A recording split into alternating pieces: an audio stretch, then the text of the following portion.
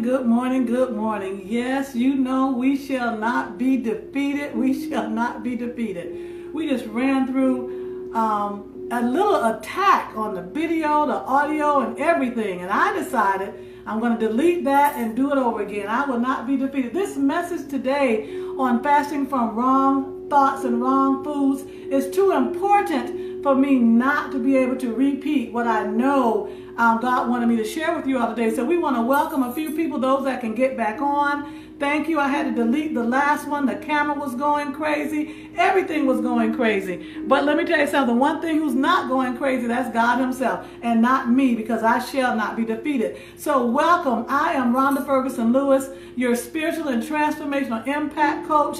And I want you to know that this is the day that the Lord has made, and we shall rejoice and be glad in it. We had several people on at 6 o'clock waiting, and they fumbled through what my husband and I were trying to do while on air. But we want to present a spirit of excellence, because God is excellent and he's greatly to be praised. And that work that we did earlier with the camera and with Facebook was not praiseworthy. But this shall be. I went in the room, took a minute to pray, and I said, okay, God, we're not going to be defeated. We're coming back. So let's get into today's lesson. And listen, I'm reading this morning from Genesis. If you're just joining us, we're on a 28-day fasting from wrong thoughts and wrong foods. And the way we're doing it, we're working out some things. We're working on some things, and we're working off some things. What are we working out? We're working out addictive foods out of our system. What we're working on the transformation of our soul and our thoughts, being all that God has called us to be and thinking what God wants us to think. What are we working off? The weights. That's our action plan by getting moving. Get moving, get exercising. If you run, start running a longer length. If you walk, then do a walk run. We want to welcome you all this morning for coming back on with us. Good morning, Anthony. Good morning, Doc. Good morning. I saw Miss Wright. Good morning, good morning, good morning, good morning. Gia, I saw you. Good morning, and welcome for coming back with us. Those that tried to get on 6 o'clock, you saw what it was like, but we want to come back and do this justice. I refuse to be defeated. My success is not negotiable. Facebook can't stop it. The technical difficulty can't stop it, because God has ordained it to be so. So this morning we're talking about the Genesis Project. And what is the Genesis Project? The Genesis Project is you and I. God created us in his image and his likeness. And when we see ourselves coming down to day 6, where God has created Adam, he's created Eve, he's created the earth and everything therein. And then he tells them how he wants them to eat. And I'm going to read this for you from Genesis 1:29 through the 31st. Listen to this. It says, God says, I have given you every seed-bearing plant on the face of the earth, and every tree that has fruit with seed in it. This will be yours for food. Did you hear that? God says he's given us every plant that bears seeds, and he's given us every tree that bears fruit. That will be ours for seed. So we need to start questioning why we enjoy so many seedless products today. They're manufactured. They're not from the ground as we know it. And God said, don't even eat seedless fruit and seedless plants. He knew there was going to be a day where we're going to have choices to want to not spit out the seeds. That's too cumbersome. I just rather get the seedless grapes, the seedless watermelon, the seedless peaches, the seedless grapefruits. We want to get everything seedless. But can I tell you, they're not organic and they're not from the ground. They're manufactured. If they're manufactured, they have chemicals and toxins in them that's not good for our bodies. Just one note. Let's go to verse 30. And to every beast of the earth, and to every bird of the sky, and to everything that moves on the earth which was life, I have given every green plant for food. So even the birds of the air, and even the fowls, the birds, and even the plants, the beasts of the earth. God said, I've even given them plants to eat. So where did carnivores come from, I wonder? How were they created? Animals eating animals and us eating animals. How did that happen? We don't even have canines. We're not supposed to be able to rip meat open and eat it. That's a misnomer. And you know how that started? Let's go down and read verse 31st verse. It says, and God saw that all he made, and behold, it was very good. Somebody say very good. And the evening and the morning made the 6th day. You see, God desired Israel to get healthy again when they went into went into captivity. And he sent Moses in to rescue them. At this point, before they mixed with other cultures, they were eating exactly like God said. So in Genesis 6, by the time we get to Genesis 6, God says to them, now I'll live inside of you. I'll live with you, so to speak, till you're 160 years old. And then they went into Egypt and they start eating all the rich foods. They start eating meat. They start eating those foods that weren't good for them. And all of a sudden in Psalms, we see that God promised them 70 years. That's 90 years less than what God originally planned us, people. And why? Because we start eating the foods that God did not originally desire us to eat. Isn't that something? God did not desire us to eat those type foods, and yet those are the foods that we find most pleasant to the taste buds and we really want to eat. And we have some wrong thoughts today that we're going to address. Now, while Moses, when Moses took the children out of Israel and they got into the wilderness, God began to give them manna. And to make a long story short, manna was the substance of the food that God gave them to restore them to good health, to regenerate their cells and their organs, to bring them up to an optimal level of health. And so God gave them a substance to do that. But guess what? They started complaining because they were used to those foods. How many of us complain because we're used to the foods that's really killing us? We're used to the foods that God did not prescribe or command us to eat in Genesis 1:29, just like I read. So they were used to the meats. They were used to the rich foods of the Egyptians. And this is what they cried out to Moses. We want meat. That's basically what they told Moses. We don't want this manna. We don't want whatever God has given them. They're complaining and they're ungrateful. How many of us complain and we're ungrateful? But God, we cry out, God, we want meat. They wanted something that was not healthy for them. Something that was not good for them. And you know what God did? God gave it to them. He gave them quail. And he gave them so much quail, so much meat till they got sick. And quail is a great fowl. It's better than chicken and duck. But it's still not what they were supposed to eat. They were eating the wrong foods and getting sick and diseased. And how many of us today are eating the wrong foods and getting sick and diseased? You know, many things cause disease and sickness. Excess fat,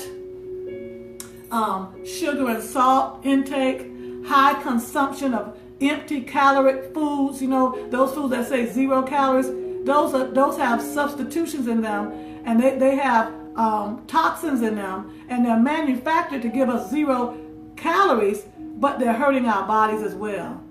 And the number one killer for our bodies, the number one food that brings sickness and disease is animal food and animal fat.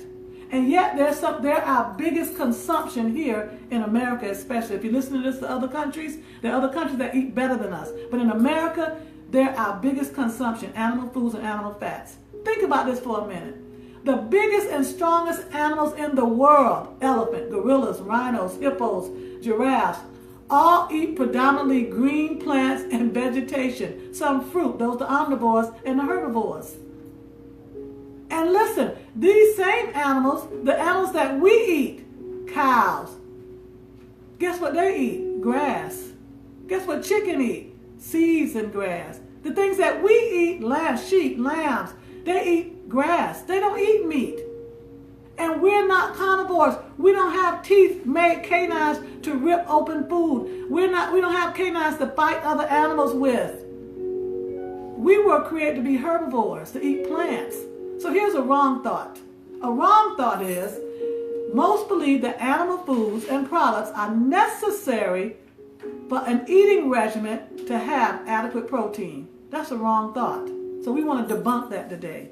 No, a plant-based diet, a plant-based meal is not only healthier, but also helps you achieve safe and successful weight loss and weight management. It eliminates the toxic and risky cancers and disease that's being promoted in your body to affect your health.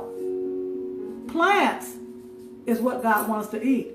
Fruit with seeds is what God wants us to eat. If we desire optimal health, that's what we should do. Think about it. You remember that old cartoon, Popeye? If you're my age or if you saw it in reruns. Popeye, for him to get strong, he used to eat a can of spinach. He would open up cans of spinach and eat it. He was eating those vegetables and those plants that God told him to eat. You know, the longest living group in U.S. today are Seventh-day Adventists. Ask me why. I said, why, Rhonda? Because they're vegetarians. And they are the longest living religious group and organization in America. They're vegetarians. What about you today? You know, plant foods are protective and essential for our optimum health. And we need to know that you don't need meat. You don't need meat to be healthy. Matter of fact, if you look at a steak versus vegetables, let's do that. Let's talk about protein. At 100 calories per item. 100 calories of broccoli is 11 grams. 100 calories of romaine lettuce is 7.5 grams. 100 calories of kale is 7 grams. 100 calories of steak is 6.4 grams of protein. And think about that. You can eat an 8-ounce or 10-ounce steak. Oh, it's going to be high in calories. And guess what else it's going to be high in? It's going to be high in fat. And the two of them are a deadly combination in your body. So when we're sick and diseased, is it the devil or is it what we're choosing to put in our mouth? That's a choice. We can choose today to live healthy, and we can debunk the rumor that you need meat. So my son or other people will ask me, they'll say, well, Mommy, how do you stay healthy with just eating meat? There are some vegan restaurants, there are some vegan meals, there are some vegetarian meals out there that will blow you away, that put some of the food you cook to the test because they're tasty, but more importantly, they're healthy. We just have to do our due diligence and learn how to eat right or eat to live. How about you? I want to eat to live. I would love to see 95. I would love to see 100, like I said. I would love to have my face on a Smucker's jelly jar as living a century old. But I can't do that if I'm going to be eating foods that are toxic and poisonous to my body. 3 things that make calories. Let me leave this with you. Fat, carbs, and some proteins. But the proteins are your good fats. The carbs and the fats that come from meat are your bad fats. Now, carbs come from some vegetables too. There are some vegetables that are carbs, so we eat those in moderations. But they have seeds. They're not green, but they have seeds, so they're still good for us in some form or fashion. But listen to me, we don't want to put too many carbs because carbs turn to sugar. And remember, sugar makes us sick as well and diseased. Today, we just want to come to you to let you know that there's a Genesis project, and it was you and I. And after God fashioned us and made us in his image and his likeness, he also told us what to eat and how to eat it. And those proteins that come from the green leafy vegetables and the plants come from the sunlight.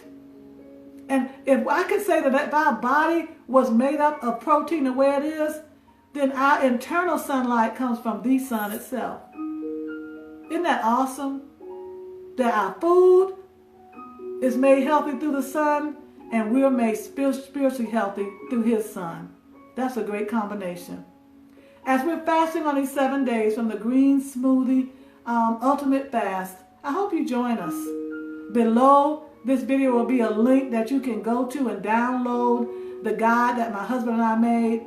But try today to start leaving the meat and eating more fruits and vegetables. Just try it. See how your digestive system works. See how your mind clears up, the fog will lift. See how your body will start feeling when we start eating the way God told us to eat. Not the way Rhonda told you to eat, but the way God told you to eat. And then pray about it and get disciplined. Do your due diligence. Eat up the word and then eat up the plants in the earth that God has given us for food. Remember in Genesis 1:29, he said, this will be your food. So I want to challenge you today. I want to challenge you to fast from the wrong thought that you need meat for protein. And I want to challenge you from the wrong food that you need meat for protein. Today, make it your business to see how you can incorporate more fruits and vegetables in your meal. Till one day, soon I hope, you eliminate them and you eat the way God told you to eat, and watch how your body starts responding to optimal health. How your skin will look, your nails will look, your hair will look. Your body will feel, your digestive system, and every organ, your heart. Disease will leave. Your body will start repelling disease because you're eating the way God told you to eat. And that's our answer today to fasting from wrong foods and wrong thoughts. I'm Rhonda Ferguson-Lewis, your spiritual and transformational impact coach. Thank you for hanging in there with me. I do apologize for the technical difficulty the first round, but let me tell you something. I'm glad God inspired me to come back on and do it again. Thank you for being a prayer warrior for us as we remain a prayer warrior for you. Have a great, victorious day. And remember, pull off of those sugars, pull off of that meat. Let's do this. 7 days, green smoothie. Want to give some final instructions. Try to substitute. If you're not used to just green smoothies all day, try to do one in the morning, one in the afternoon. Remember, we don't want to pack our intestines with food in the morning. You don't want to do that. You don't want to break your fast that early. But you do, what you want to do is make sure that you do your smoothie in the morning so you can keep the flow going and you can eliminate the waste that's in your body. And then you want to eat your salads and your plants and your vegetables and your fruit as your dinner. Do that for 7 days. And then let's talk about how you really feel. Let's go beyond the weight loss. Let's go back to the Garden of Eden. Let's get back to God's original plan. Let's be healthy, wealthy, and wise. So I want to encourage you to eat to live, spiritually and naturally. Let's do it. Have a blessed day. Bye-bye.